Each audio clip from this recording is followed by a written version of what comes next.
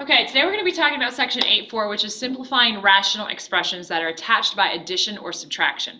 Now there's a long list here of the steps to do it, but it's going to be very simple once we start doing it, okay? So step 1, get rid of all negative exponents. That must happen before you do anything else. Factor the numerator completely, and whenever I say factor, that means you need to look for the GCF. The GCF is so crucial to pull that out first. And then can I factor what's left into two binomials? So once you pull out the GCF, you need to see, can I break it down into two separate binomials? Okay? Then you're going to factor the denominator completely. Okay? Is there a GCF? Pull out the GCF. And then can I factor what's left into two binomials? So we've factored the numerator completely. We've factored the denominator completely.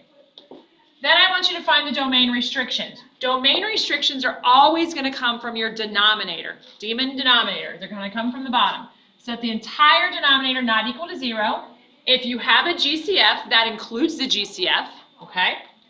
And then you're going to cancel anything out that is in both the top, the numerator, and the denominator from left to right. They have to be exactly the same. Exactly the same as well as multiples, okay? So we're going to jump right into this. Something we have to review, though, is going to be getting rid of negative exponents. So if the negative exponent is in the top, to get rid of it, you put it in the bottom. If it was in the bottom negative, to get rid of it, you put it in the top. Remember the expression I said, should we stay or should we go? That's what I was talking about, okay? Now, restrictions are values that make the denominator equal to 0, okay? It makes it undefined. When you're finding your restrictions, you're going to factor all of the denominator completely and then set each factored form not equal to 0 and solve. These are the restrictions that you are going to have on X, okay?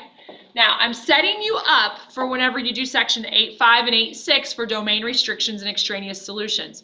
So today we're not really technically going to use our domain restrictions, but if I develop the habit with you now, when you go to do section 8.5 and 8.6, it'll be very easy for you because you're already going to know what you have to do. So here we go, the first example. How do I get rid of negative exponents? I'm going to go ahead and put this over 1 and then put on missing exponents. Should I stay or should I go? The 4 stays, the x goes. The y stays, the z goes. There's nothing I can do with this, nothing cancels out, so that is done.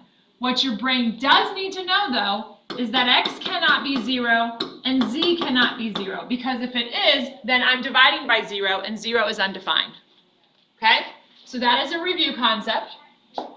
Over here, same exact thing. Put on the missing exponents. So the 2 to the first stays, the x minus 4 squared stays, the y goes to the bottom, the z to the 5th stays. Then 5 to the negative 2 goes to the top and becomes positive. X to the 5th is going to go on top, and I ran out of room there, so I'm going to put it over here. And then y to the 3rd goes to the bottom. Okay, so we're going to go ahead and do 2 to the first, 5 squared. How many total x to the 4th do I have? There's 5 here, x minus 4 and x minus 4 there. That gives me 2 there to give me a grand total of 7. Z to the 5th there. All over, how many total y's do I have? 5. So this is going to be 5 squared is going to be 25. X minus 4 to the 7th times z to the 5th over y to the 5th. Not done yet, because 2 times 25 is going to be 50. I'm going to go ahead and bring this z out in front. And then x minus 4 to the 7th all over y to the 5th. Okay?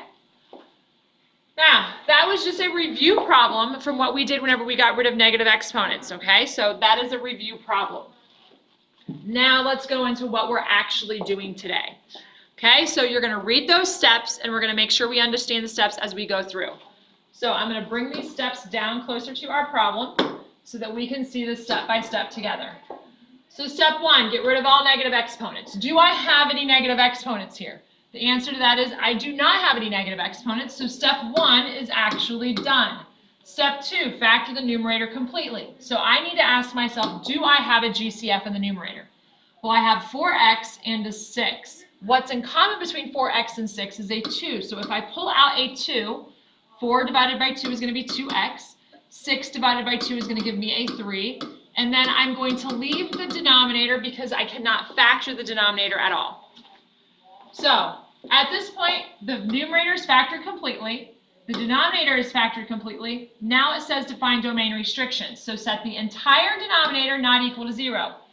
So my domain restriction is going to be x plus 3 cannot be 0. So I'm going to subtract the 3 and divide by 2.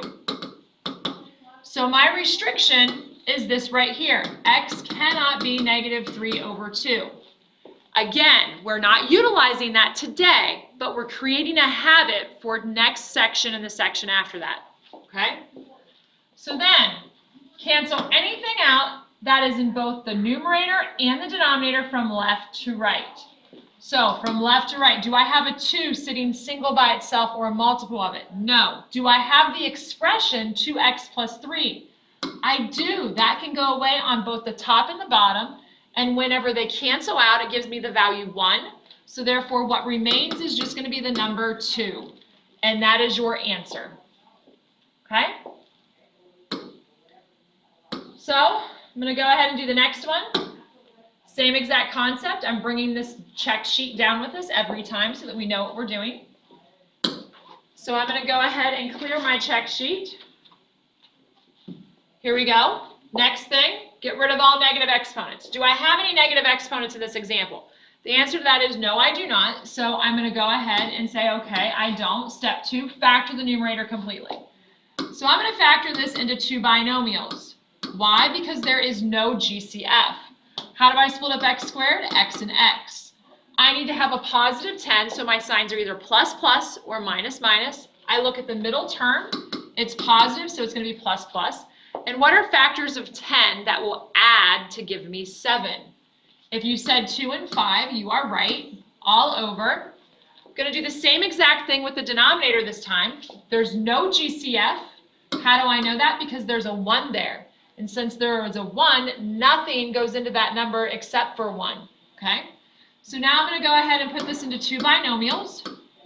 How do I break down x squared? X and x. I need a negative 10, which means my signs must be opposite, which means I'm subtracting to get down to negative 3.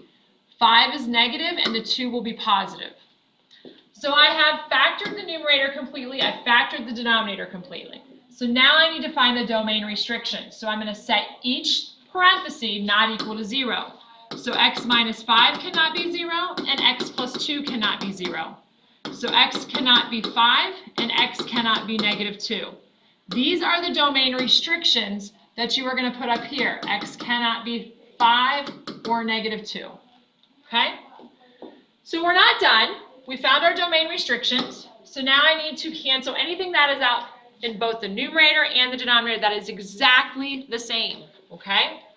So do I have an x plus 2 anywhere in the denominator? I have one here and here.